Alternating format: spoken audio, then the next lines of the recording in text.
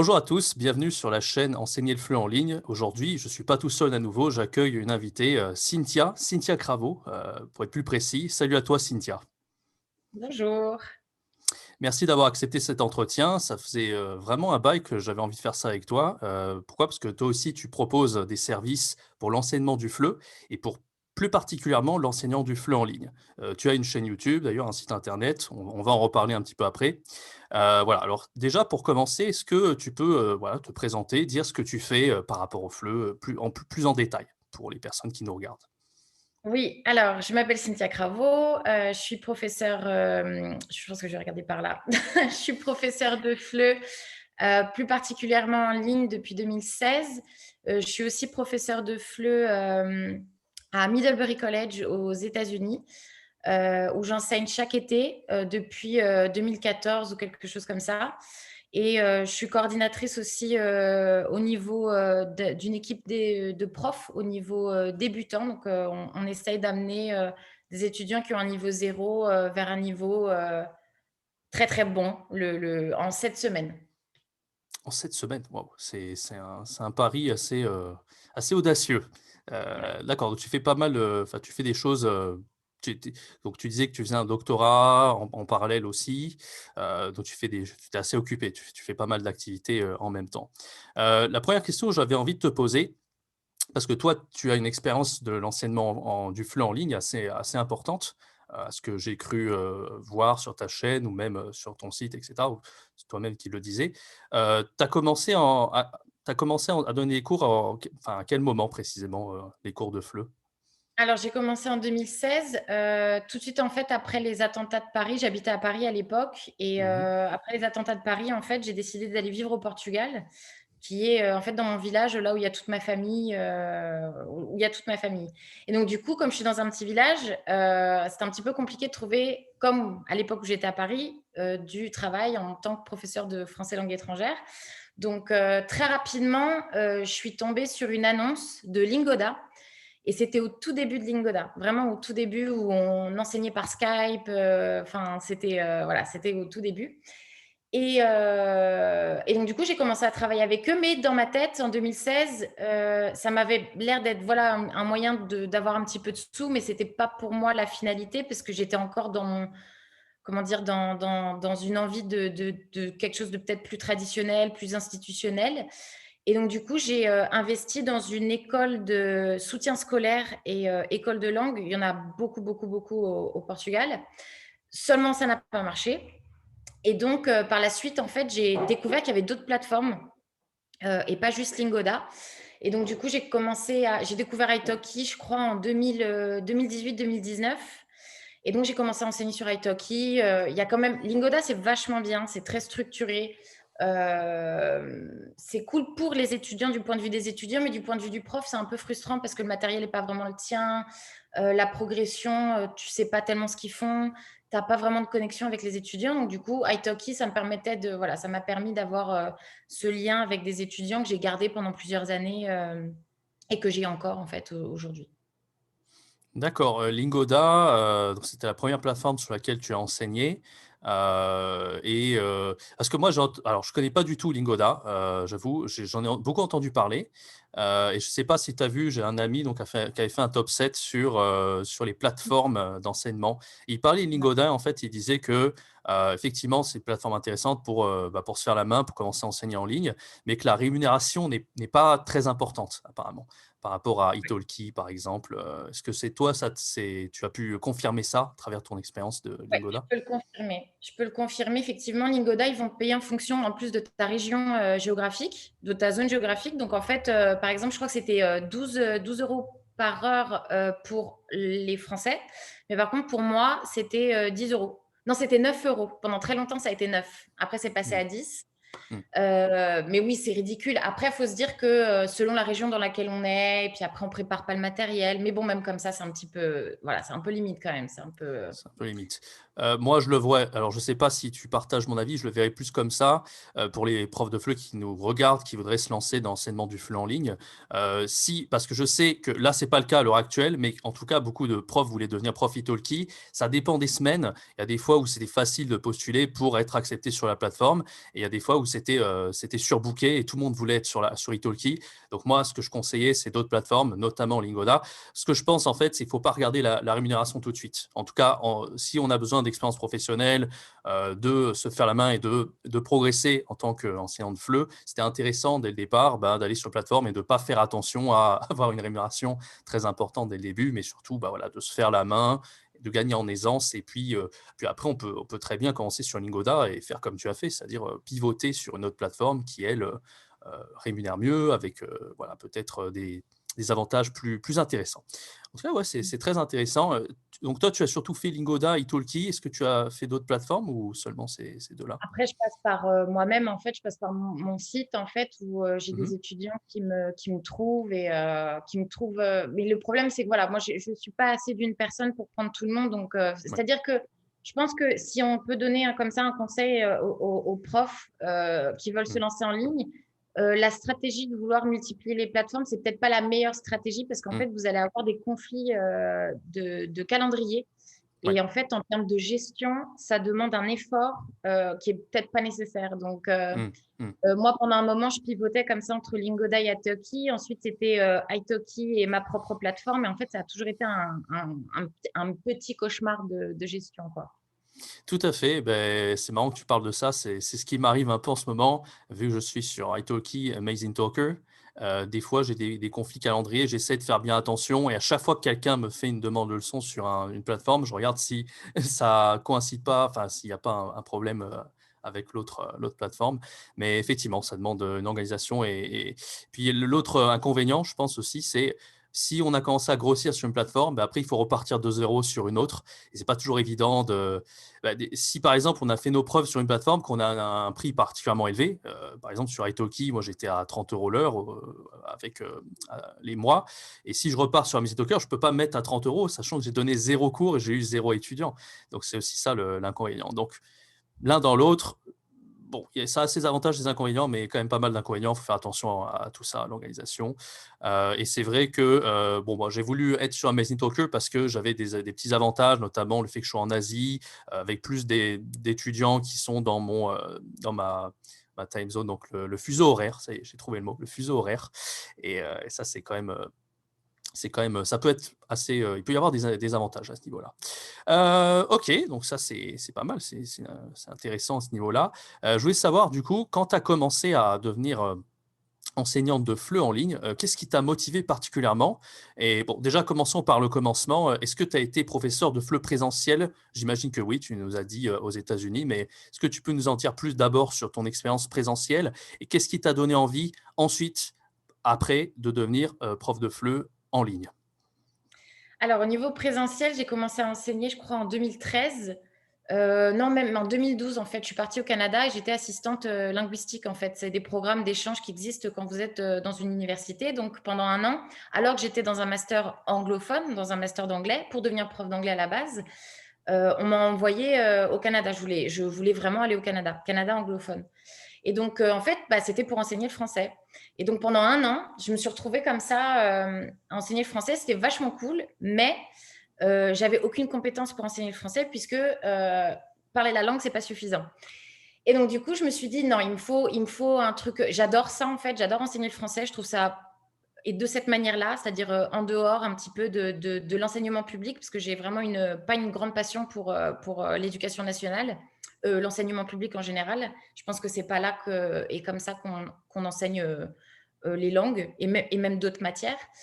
Et donc, j'aimais beaucoup la liberté du FLE, quoi.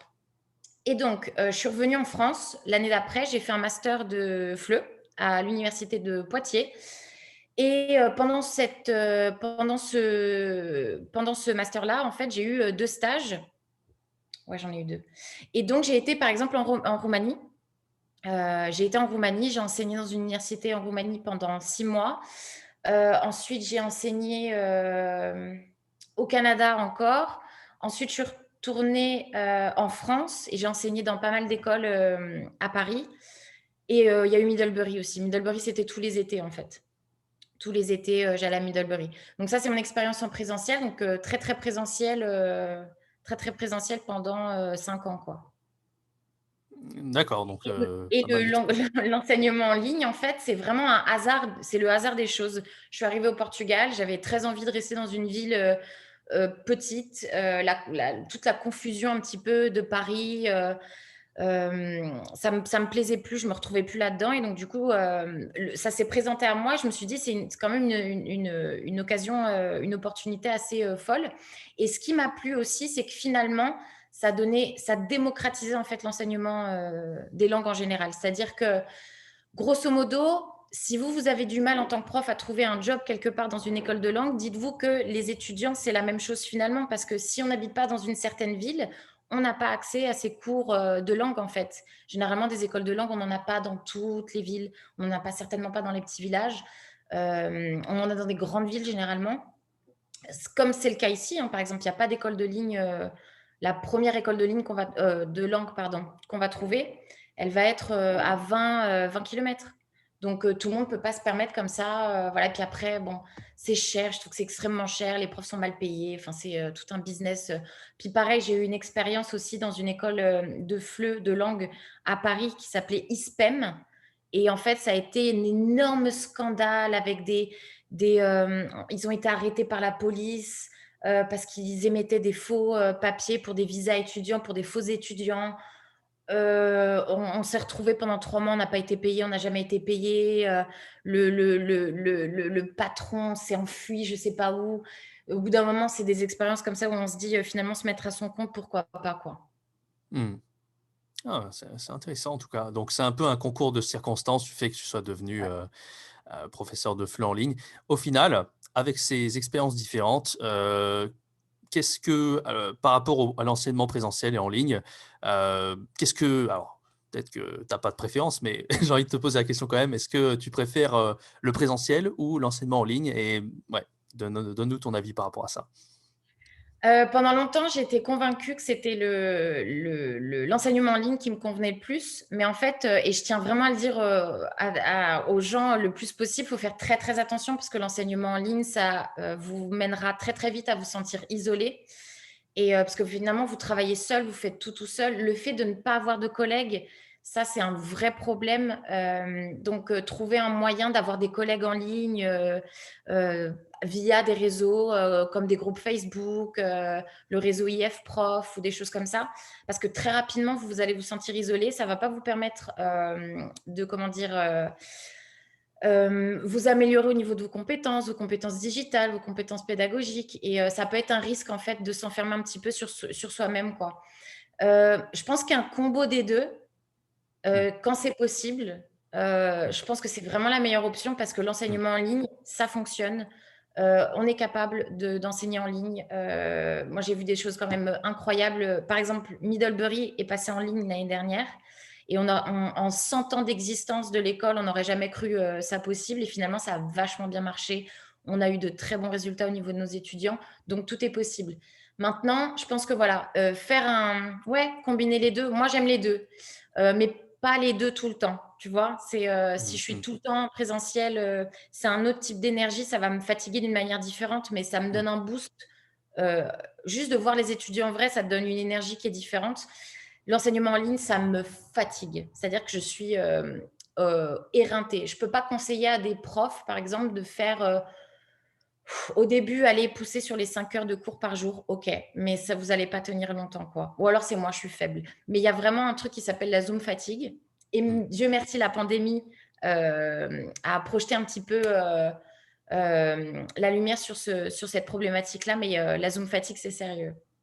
Oui, oui, il faut être un peu en mode sommeil, des fois, il faut savoir se reposer et on peut Ouais. pas je suis un peu comme toi, j'ai l'impression qu'au-delà de 5-6 cours par jour, la fatigue se fait sentir et après ça dépend, il y a des profs qui adorent, faire de la quantité, mais voilà, la qualité ça vaut toujours mieux que la quantité, bien Mmh. entendu et c'est vrai qu'en plus, ça ouais, tu parlais pas mal dans tes vidéos d'ailleurs, la fatigue, au niveau, les tendinites, la fatigue des yeux, enfin tout ce qui va avec, ça peut vite se manifester. Donc voilà, faut faire attention. La gestion, de la santé, la gestion des horaires, c'est pas quelque chose de facile. On va y revenir, un peu plus tard dans cet entretien en tout cas. En tout cas pour ton avis, donc c'était intéressant. Hem, Oui, je voulais savoir, bah, justement, tu parlais des difficultés, on va creuser un petit peu, par rapport aux difficultés. Toi, quelles difficultés tu as rencontrées dans ton aventure de l'enseignement du FLE en ligne et comment tu as réussi à les surmonter pardon, particulièrement? Alors, après, ça dépend des gens, mais quelque chose, si les gens passent en ligne, automatiquement, ça va falloir créer un statut indépendant. Et c'est ça, pour moi, la principale difficulté, c'est que, par exemple, pour quelqu'un qui n'aime pas la paperasse, c'est énormément de paperasse. Et en fait, l'enseignement en ligne, malheureusement, ça multiplie les casquettes. C'est-à-dire que vous êtes un petit peu votre manager, vous occupez un petit peu de la comptabilité. Ça fait beaucoup de choses au-delà même juste du plaisir d'enseigner, en fait. Et parce que l'enseignement en ligne en soi, bon, je pense qu'il faut se former parce que c'est pas la même chose que l'enseignement en présentiel. Mais au-delà de ça, il y a tellement d'autres choses qui sont des petits problèmes qui n'ont rien à voir avec la passion de l'enseignement, comme la paperasse. Et on peut dire que j'ai jamais réussi à surmonter ça. Ça me fatigue toujours autant. Euh, je déteste m'occuper de ma comptabilité, j'ai horreur de ça. Ça précarise beaucoup notre statut, je tiens à le dire aussi. Le fait de passer via ces plateformes-là qui jouent un petit peu là-dessus quand même et précarisent d'autant plus notre statut qui était déjà pas mal précaire. Mmh. Et en fait, ça précarise d'autant plus notre métier, quoi. C'est dommage quelque part. Mmh.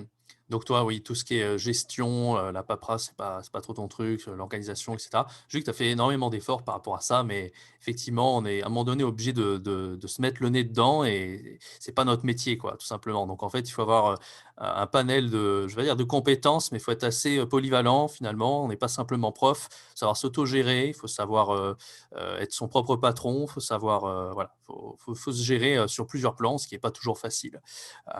Très bien. Alors, j'aimerais faire un petit point études maintenant.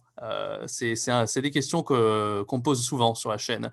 Par rapport aux études, parce qu'en plus là, toi, tu continues en parallèle, donc tu fais un doctorat, donc ton avis risque d'être assez intéressant.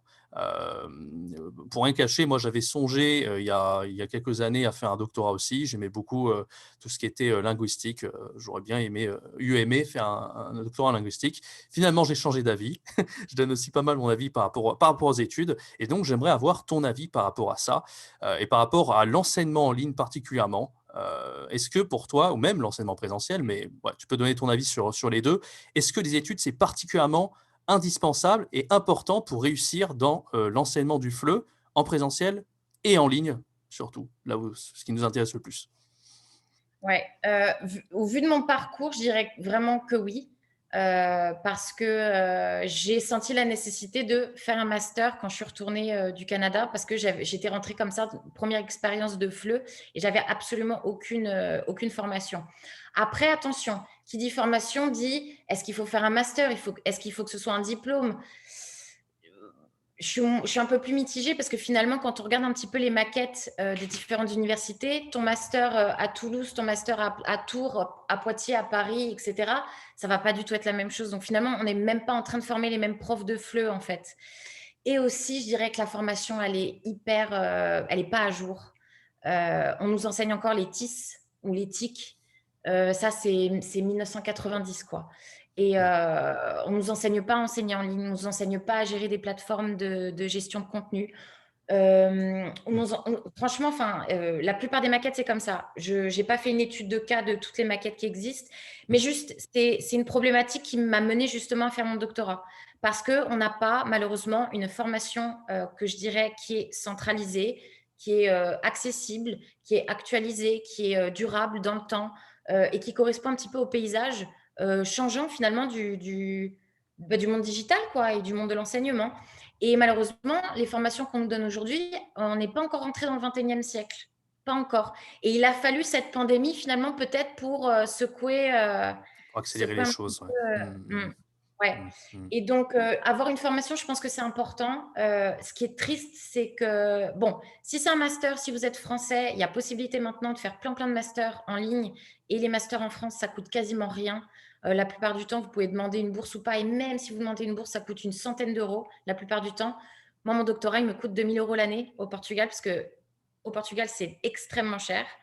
Donc, si vous avez la possibilité de faire via une institution française, faire un master, franchement, faites-le. Parce que même si c'est pas parfait, parfait, ça va vous pousser à vous poser des questions, à vous former sur le tas, à connaître d'autres gens, à faire des stages éventuellement. Ça facilite beaucoup pour. Moi, j'ai connu Middlebury, qui est pour moi un job fantastique et une opportunité absolument dingue dans ma vie, grâce au master que j'ai fait. Parce qu'il y avait justement ce jumelage ou cette partnership entre les deux universités. Donc c'est important, je pense que c'est primordial, primordial. D'accord. En fait, quel conseil tu donnerais à des personnes parce que sur la chaîne, j'ai pas mal de personnes aussi qui songent à étudier le FLE, qui ont fait, par exemple, je sais pas, un master LEA et ces personnes-là, elles ont envie de se lancer dans l'aventure du de l'enseignement du FLE en ligne.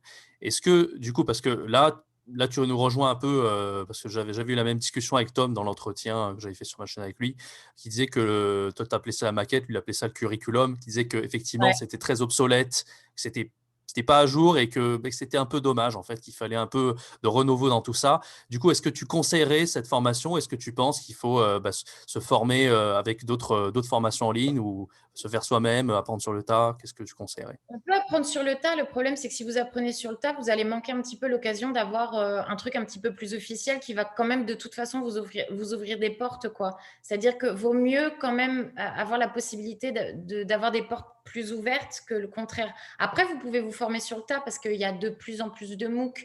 Mais encore une fois, le problème des MOOC, c'est que il y a beaucoup d'études qui le montrent, hein. Le problème de MOOC, c'est qu'entre les inscrits, le nombre de participation et le nombre de certifications, il y a une chute parfois de 70%, enfin, généralement plus de 50% de chute entre le nombre d'inscrits et le nombre de certifications.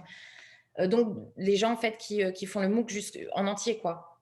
Mmh. Parce qu'il y a un problème en fait de la modalité asynchrone. C'est-à-dire que si vous voulez apprendre par vous-même et que vous êtes autodidacte, l'asynchrone est fait pour vous. Vous n'avez pas tellement besoin du synchrone. Le problème, c'est que ce n'est pas le cas de beaucoup de personnes. Donc, si vous sentez que être totalement seul devant une plateforme, ce n'est pas pour vous, un master ou un DA FLE, par exemple, je ne sais plus comment ils appellent ça. DAE Mais FLE, ouais, ouais, ouais, DAE ouais, FLE. il y a Mmh. ça aussi, il y a cette Mmh. possibilité-là. Moi, je ne sais pas combien ça coûte, par contre, celle-là, Mmh.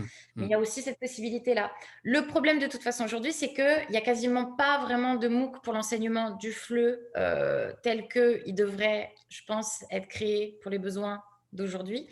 Mmh. Ça n'existe pas encore. Ça devrait exister. C'est dommage que ça n'existe pas. Je pense que, par exemple, France Éducation nationale devrait proposer quelque chose. Mmh. Parce que autant ils proposent des certifications pour les niveaux de langue, pour les étudiants, je pense qu'ils devraient aussi avoir une formation MOOC ouverte et gratuite. C'est Mmh. ça que je veux pour, ou alors vraiment pas cher du tout, quoi.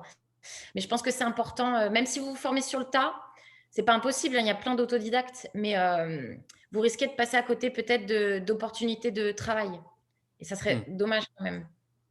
Oui, bien sûr, bah, c'est un plus, c'est clair, hein, c'est un plus. Je pense que pour certains étudiants, il y en a qui vont vous dire: «Oui, on s'en fiche du diplôme, ce qui compte, c'est ton aisance. Est-ce que tu as envie de le faire? Est-ce que tu as envie de me transmettre des connaissances?» D'autres étudiants qui vont dire: «Oui, bah, là, si tu as un doctorat et cetera, là, clairement, j'y vais les yeux fermés». Donc les demandes sont assez différentes et la satisfaction qu'on peut donner, elle est différente. Donc OK, donc ça reste des options, ça reste quelque chose de viable, ouais, OK. Par rapport à l'enseignement, donc quelqu'un qui veut se lancer, sur l'enseignement en ligne, est-ce que tu aurais des conseils sur quelqu'un, demain il veut se lancer? Quels conseils, tu donnerais à ce genre de personne? Bah, trouver une plateforme déjà et peut-être essayer de pas trop multiplier, les plateformes. Peut-être déjà de gérer 2 plateformes en même temps, c'est un peu compliqué. Éventuellement commencer par une plateforme comme Lingoda parce que vraiment c'est un petit peu clé en main. Ça va être, la transition va être beaucoup plus, soft, disons, que si vous passez, vous-même en ligne, tout seul sans ces plateformes-là. Avoir une très bonne connexion internet, ça c'est super important. C'est-à-dire qu'il y a un truc franchement que je dis, souvent à des collègues, c'est que prof en ligne, ça vous donne une certaine liberté, mais attention à cette liberté qui peut vous coûter cher en fait. Et donc, continuez à vous traiter comme une institution, comme si vous étiez votre propre patron avec des règles, une structure, une certaine régularité. Faites attention à l'endroit où vous êtes, genre évitez les cafés, évitez les endroits où la connexion est pas bonne. Par exemple, si vous partez en voyage, parce que ça c'est une erreur que j'ai faite. Je suis partie en voyage, en France, pendant une semaine et je me suis dit: «Je peux continuer mes cours». Non, connexion horrible, j'ai dû tout annuler parce que je peux pas faire cours avec une connexion, terrible, j'y arrive pas. Il faut que tout soit parfait Ouais, et hem donc faites attention à la connexion, j'ai une vidéo sur ça où je parle un petit peu de ça ouais, si ça peut, ensuite vous intéresser, mais bien sûr. où je donne justement ces conseils-là, en fait, un petit peu, ouais, évitez comme si vous partez en vacances, partez en vacances. Laissez votre ordinateur quelque part, ne vous dites pas: «Oh, je peux faire ça, je peux faire ça». Ayez des horaires concis parce que moi, au départ, c'était un petit peu, «Tiens, je vais avoir cours là, là, là, à minuit, à 9 heures du matin» avec des espaces énormes entre les 2. Non, essayez d'optimiser votre temps, batchez le plus possible, batchez le plus possible. C'est-à-dire que, si vous êtes en mode préparation de cours, bah, soyez en mode préparation de cours.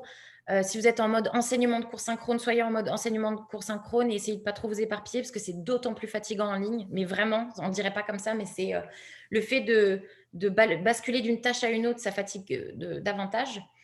Et ce que je dirais, c'est aussi commencer à apprendre, si ce n'est pas le cas, à gérer une plateforme LMS. Les plateformes LMS, ce sont par exemple Google, Google Classroom, Moodle, Canvas. Pour la plupart, elles sont gratuites, donc allez-y et apprenez à les gérer. C'est-à-dire, c'est pas un endroit pour déposer des documents, c'est beaucoup plus que ça et une fois que vous passez en ligne, là, ce qui est assez merveilleux, mais on peut faire ça aussi en présentiel, c'est que vous pouvez gérer votre synchrone et gérer votre asynchrone et dans votre asynchrone, vraiment créer un environnement d'apprentissage pour vos étudiants de manière plus autonome quand vous n'êtes pas là, et comme ça, votre enseignement, il ne s'arrête pas juste à la classe synchrone. Donc, oubliez un petit peu le truc, je dépose mes devoirs, je dépose des documents et je donne des devoirs. Pensez comme ça à optimiser un parcours, un environnement avec ouais, un parcours bien défini. Enfin voilà, bon, je suis un peu obsédée par la gestion des LMS. C'est un peu Mmh. mon obsession. J'aimerais, si tu le permets, partager rapidement ta chaîne parce que du coup, tu disais, tu as fait des vidéos par rapport à ça. Tu parlais de Canvas aussi et cetera. Donc, c'est justement ce que j'ai vu, surtout sur ta chaîne, c'est que tu parlais beaucoup vraiment d'outils. Tu nous présentes des outils comme ça, ces outils d'ailleurs que j'ai commencé à utiliser certains, que j'ai trouvé très bien, notamment Notion, tu as parlé de Canvas et cetera. Donc la vidéo dont tu nous parlais, où tu donnais des conseils par rapport à l'organisation que tu viens de dire, c'est laquelle là sur ta chaîne? Rapidement, de toute façon, Euh, je mettrai les liens dans la description, hein, mais ouais, c'est juste pour, malheureusement, en fait, il y en a c'est un peu compliqué parce qu'en fait, il y en a dans beaucoup. Par exemple, je ouais. pense que, dans Middlebury College, comment organiser et gérer vos cours en ligne, j'en parle. Je vous Mmh. montre un exemple hyper concret de mon Canvas, en fait et là, j'ai filmé une vidéo que je dois, éditer mais ça me l'envie n'est pas là. Je déteste le montage.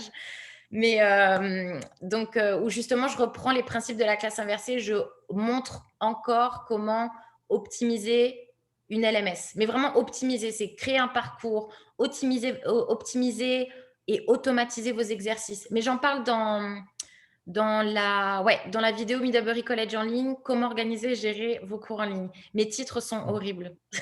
C'est Mmh. pas très clair, ma chaîne n'est pas claire. Mais vous pouvez Mmh. regarder toutes les vidéos parce qu'il y a toujours quelque chose de sympa à en tirer. Mmh. Non, non, oui, oui, non, mais c'était, non, c'était intéressant sur l'organisation, tu en parles beaucoup. C'est c'est aussi pour ça que je voulais t'inviter en entretien, c'est que c'est un sujet, moi, que je maîtrise pas, l'organisation. Honnêtement, je le dis honnêtement, moi, je suis un petit peu, allez, on y va vraiment à la bourrin, si je puis dire. Et toi, cette organisation qui est quand même importante, c'est des questions qu'on m'a souvent posées. Moi, je c'est les questions les réponses les plus bateaux qui soient, que je leur apporte, aux profs. Je leur dis: «Oui, faites un tableau Excel, mettez le nom de vos étudiants dedans et mettez les infos et cetera». Mais toi, tu as vraiment présenté des outils, Notion, Canvas, tu présentes même le matos, le matériel qu'il faut avoir pour enseigner le FLE en ligne. Et ça, c'est des sujets que j'ai pas du tout traités sur ma chaîne. Donc, voilà, ça c'est j'ai envie de renvoyer les personnes qui s'intéressent à l'organisation, à la productivité, à la gestion, du matériel et cetera. Tout ça, j'ai envie toutes ces personnes qui s'intéressent à ça, j'ai envie de les renvoyer vers ta chaîne pour avoir plus d'informations. Du coup, voilà, tu nous as cité quelques-unes de ces vidéos. De toute façon, je les mets dans la description, si les gens veulent aller, consulter, ces informations, précieuses que tu nous as données. C'est marrant, tu Ouais. disais que tu aimais pas trop le montage, mais pourtant elles sont plutôt bien montées, je trouvais tes vidéos. Elles sont plutôt, on voit Bah, que c'est tu as quoi? pas on voit que tu as apporté un certain soin, en tout cas. Bah, c'est ça, c'est que en fait, Mmh. comme j'ai envie que ce soit parfait, et c'est jamais parfait, mais comme j'ai envie que ce soit parfait, du coup, ça me prend des heures. C'est pour ça que j'aime pas le montage. C'est que je sais que je vais y passer. Soit je fais un truc Mmh. lazy, tu vois, genre un peu paresseux, et je termine mon montage en 3 heures, mais du coup, je vais pas être contente. Soit, et en fait, monter une vidéo, ça me prend 8 heures généralement, entre 8 et 9 heures. Ouais, tu me fais penser à moi, il fut un temps. J'ai arrêté cette époque où je passais, 20 heures à faire mes vidéos, mais voilà. Mais non, je comprends tout à fait, je comprends tout à fait. Ça prend du temps, mais en tout cas, Enfin, du voilà, temps. elle nous a fait, pour les profs, en tout cas, qui veulent, bien s'organiser, vraiment utiliser les bons outils, la chaîne de Cynthia Et est très bien gérer, pensée. hein, c'est vraiment une question de gestion, hein. C'est organiser, certes. Par Ouais. exemple, la vidéo sur Notion, c'est un outil qui vous permet de vous organiser, Mmh. vous et vos étudiants, votre facturation, par exemple, etc. Mais par contre, les d'autres vidéos, c'est vraiment sur la gestion des plateformes, la gestion du cours synchrone, la gestion du cours asynchrone. Je parle de classe inversée, par exemple, et je parle aussi beaucoup de matos. Ça, c'est vrai. Par exemple, les tablettes. Je parle d'évaluation, tout ce qui est en ligne, quoi, en gros. Tout ce qui est en ligne sans que ce soit proprement de l'enseignement du FLE, genre des activités, ça, j'en parle pas trop. Je parle Mmh. vraiment plus de la machinerie, quoi. Mmh. Ouais. Voilà pour le pa petite présentation, voilà, n'hésitez pas à aller faire un tour. J'avais envie de rebondir sur on a vu un petit peu toutes les qualités qu'il fallait avoir pour enseigner le FLE en ligne, on en a parlé pas mal. Par rapport à ça, donc est-ce que tu as des choses à ajouter par rapport aux qualités qu'il faut, pour enseigner le FLE en ligne? Ouais, est-ce que tu as des exemples de qualités humaines qu'il faut avoir, particulièrement et puis on va aussi parler des inconvénients à enseigner FLE en ligne. Mais commençons d'abord par les qualités qu'il faut avoir selon toi. Ouais, tout simplement, ouais, je pense qu'il faut être, voilà, il faut être organisé, c'est important. Faut ne pas avoir peur de l'administratif, de la paperasse, de tout ce qui est facturation, comptabilité, ces petites choses-là. Faut savoir s'autogérer, ouais, ouais, s'autogérer, être son propre patron, et savoir travailler seul. Mmh. Parce que finalement, vous allez vraiment, même si vous créez une communauté de profs via des groupes Facebook et compagnie, ça va jamais être la même chose que d'avoir vos collègues avec vous, en fait. Et je vous le dis Mmh. par expérience et par comparaison, ma vision et ma relation avec mes pairs quand je suis en présentiel, ça n'a rien à voir avec, par exemple, quand on était en ligne l'année dernière, il y avait une distance. Il y a eu une distance entre mes collègues et moi, alors qu'il n'y a pas cette distance quand on est ensemble. Donc, je dirais que vraiment ne pas avoir peur d'être seul. Ne pas avoir peur d'être seul. Et surtout, ouais, c'est ça en gros. Et après, Mmh. voilà, s'auto-former, c'est important. Mmh. S'auto-former, ne pas avoir peur d'être un ingénieur pédagogique aussi. C'est-à-dire que vos casquettes vont se multiplier. N'ayez pas peur de vous dire, OK, j'ai la casquette de prof, mais j'ai aussi la casquette d'ingénieur pédagogique, j'ai aussi la casquette de comptable. Il ne faut pas avoir peur de ça, quoi. Absolument. Par rapport à du coup, à la formation, le fait d'apprendre à enseigner en ligne, est-ce que tu conseillerais des ressources pour les profs qui nous regardent? Est-ce que toi, tu t'es formé à partir de ressources que tu conseillerais? Alors moi, j'ai eu de la chance, comme j'ai fait mon doctorat, comme je suis en train de faire mon doctorat, j'ai eu quelques séminaires, j'ai participé à plusieurs conférences, et donc du coup, j'ai eu la chance de parler avec beaucoup de profs et d'avoir du matériel sur l'enseignement en ligne, justement. C'est beaucoup plus facile quand on vous dit les choses que d'aller chercher par vous-même. Moi, j'ai 36 000 références, mais elles ne sont pas fun. C'est-à-dire que c'est des références, c'est des articles, des livres, enfin, c'est absolument pas fun du tout. Je Oh, tu dirais peux, hein, que si tu as des livres, tu peux, ça peut être intéressant, hein. Tom nous avait recommandé pas mal de livres. D'ailleurs, dans l'enseignement, des langues, enfin dans l'apprentissage, dans l'enseignement des langues et ça pouvait paraître contre-intuitif, mais il y a des choses qui peuvent surprendre, hein, enfin qui peuvent être, utiles, hein. Tout est bon à prendre, je pense. ouais. Mais, Donc, ouais. ouais, bah, par exemple, par exemple, Moore, je pense que c'est une des références en termes d'enseignement en ligne. Si vous commencez par Moore, Michael G. Moore, Mmh mh. ça vous fait déjà une bonne base. Ensuite, moi, il y a une pédagogie que je trouve qui se cale tellement bien avec l'enseignement en ligne, c'est la classe inversée. Mais je pense Mmh. qu'il n'y a pas mieux, en fait, ça se cale tellement bien. Donc, lisez un petit peu sur la classe inversée, allez chercher des documents sur la classe inversée. Ensuite, il y a des ressources pas mal qui sont proposées par le Cavilam. Mmh. Euh, et n'hésitez pas aussi à aller voir inscrivez-vous à des webinaires, les webinaires d'IFProf, ceux qui sont gratuits, parce que faites attention aux webinaires, par exemple, qui sont proposés par HFLE ou Clé International, qui sont généralement, c'est pour vous vendre un livre. À la base, il n'y a pas tellement de théorie ou de choses pratiques, disons. C'est vraiment pour vous vendre une méthode. Donc, n'hésitez pas à aller, voilà, participer à des conférences, inscrivez-vous à des groupes Facebook de profs. Au fur et à mesure, votre Facebook, il va commencer l'algorithme va commencer à s'adapter, vous proposer des événements qui ont à voir avec l'enseignement en ligne, des choses comme ça, et vous allez commencer à voir des dates de webinaires, conférences et compagnie. Maintenant, tout est en ligne, c'est fantastique. Avant, il fallait se déplacer au Maroc, en Turquie, au Canada pour aller voir quelque chose. Voilà, maintenant tout est en ligne, donc profitez de ces outils-là. Et puis encore une fois, comme c'est pas clair maintenant, si vous avez des questions, envoyez-moi un email. Tout simplement, on laissera l'email. Moi, ça me dérange pas de laisser mon email pour que je vous donne plus sérieusement ces références-là, en fait. Absolument. De toute façon, les quelques ressources que tu viens de citer, on les mettra dans la description également. Et aussi, voilà, s'ils veulent poser des questions, ton email, même sur ton site, je crois, il y a aussi ton email, si je dis pas de Oui, bêtises. oui, Donc, dans de mon toute email. façon, ça y sera aussi. En Euh, gros, tapez Cynthia Cravo sur Internet, vous allez trouver quelque chose, normalement. Cynthia Cravo, Cynthia comme Cynthia, Cravo, C-R-A-V-O. Absolument. Ok, ça, voilà. Par rapport, je crois qu'on a déjà pas mal fait le tour, hein. Je pense qu'on a donné beaucoup d'informations déjà. Alors, par rapport à la fin, du coup, est-ce que toi, tu proposes des services par rapport à l'enseignement en flux? Bon, il y a ta chaîne YouTube, on en a déjà un petit peu parlé, mais voilà. Sinon, est-ce que tu fais pas, je sais pas moi, du coaching de prof ou quelque chose, Alors, ouais. Est-ce que tu non, as... en fait, je fais pas de coaching. Je refuse de rentrer dans ce modèle économique-là. Je comprends qu'il y ait D'accord. beaucoup de gens qui le fassent et j'estime que effectivement, comme on passe beaucoup de temps à expliquer des choses, c'est vrai que ça quelque part, ça mérite une rémunération et je comprends tout à fait. Par contre, je trouve que ce soit dommage que ça sorte systématiquement de la poche du prof, en fait. Je trouve ça. Mm, mm. Donc, moi, je donne des formations via, en fait, des institutions. C'est-à-dire que c'est des écoles de langue qui me payent pour Mhm. donner des formations à leurs collègues, à leurs employés. Ouais. J'ai pas tellement envie de donner directement une formation à quelqu'un et de lui faire payer 50 euros, 60 euros, je sais pas. Enfin, ça me gêne un petit peu. Mhm. En fait, la chaîne YouTube, à la base, c'était en fait, j'avais plein de sollicitations de mes collègues pendant la pandémie. Euh, et en fait, je me suis dit, moi, je suis tout le temps en train de me répéter. En fait, c'est hyper complexe. Et je me suis dit, bah, en fait, je vais commencer à faire des vidéos et je vais le partager et en faire profiter un maximum de personnes.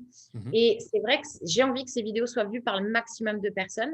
C'est un Mhm. peu compliqué de partager ça et de se faire voir et de se faire trouver. C'est un peu compliqué, mais parce que je pense vraiment qu'elles sont utiles et elles sont gratuites. Et si vraiment ce qui est bien avec YouTube, c'est qu'au bout d'un moment, on peut espérer peut-être se faire financer d'une autre manière et que ce soit pas directement fait par, tu vois, de la poche du prof, quoi.